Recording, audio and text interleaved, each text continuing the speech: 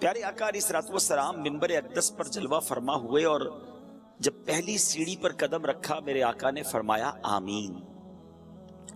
اگلی سیڑھی پر قدم رکھا نبی پاک نے فرمایا آمین. پھر اس کے بعد تیسری سیڑھی پر قدم رکھا میرے آقا نے ارشاد فرمایا آمین. اچھا، صحابہ کرام علیہ رضوان کا ایک انداز بڑا نرالا تھا. جب وہ کوئی ان یوزول چیز دیکھتے تھے نا، غیر معمولی چیز دیکھتے تو سوال کر لیا کرتے تھے، اور صحابہ کرام علیہ رضوان کے ان سوالات سے امت کا بڑا بھلا ہو گیا. ہمیں ایسی ایسی باتیں پتہ چل گئی کہ سبحان اللہ.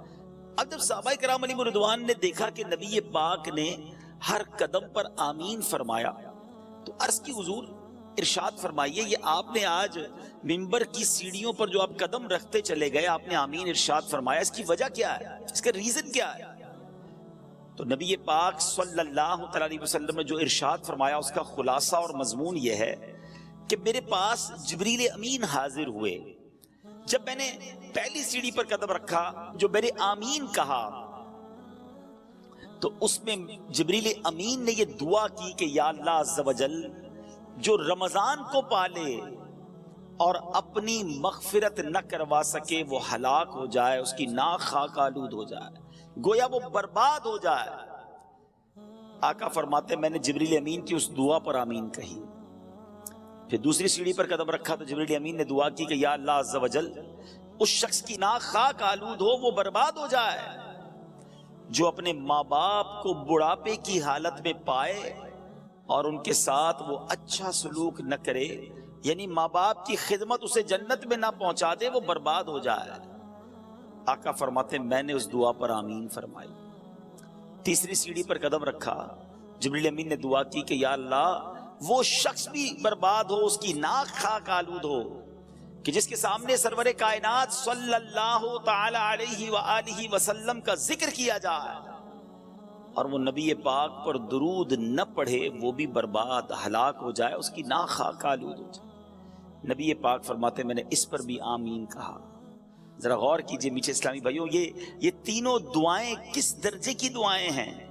یہ دعا کرنے والے فرشتوں کے سردار ہیں، جبریل امین ہیں، اور دعا پر آمین کہنے والے جناب رحمت للعالمین صلی اللہ تعالی علیہ وسلم ہیں. اٹ مینز، اس کا مطلب کیا ہوا کہ یہ دعا تو کسی صورت بھی قبول ہونی ہے، کوئی شک اور شبے کی گنجائش نہیں ہے. تو ہم ان تین باتوں کو یاد رکھنا ہے. اگر ہم یہ کہیں تو شاید غلط نہیں ہوگا کہ ہم میں سے بہت سارے وہ ہیں جو ان تینوں صورتوں سے گزرتے ضرور ہیں. رمضان آنے والا ہے اور اس سے پہلے کئی رمضان گزارے ہم نے. اگر رمضان مل گیا اور اس رمضان میں مغفرت نہ کروا سکے تو پھر بربادی مقدر ہے.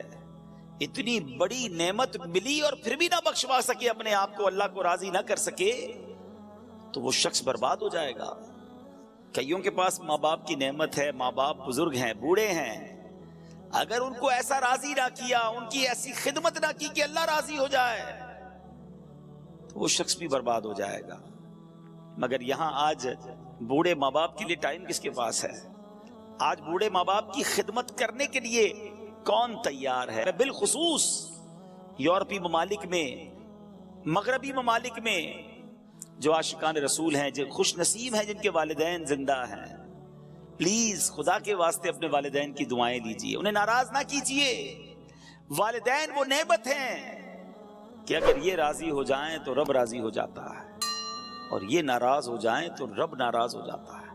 ہمیں ان کو راضی رکھنا ہے، شریعت کے دائرے میں رہ کر ان کی ہر بات ماننی ہے، ان کی خدمت کرنی ہے.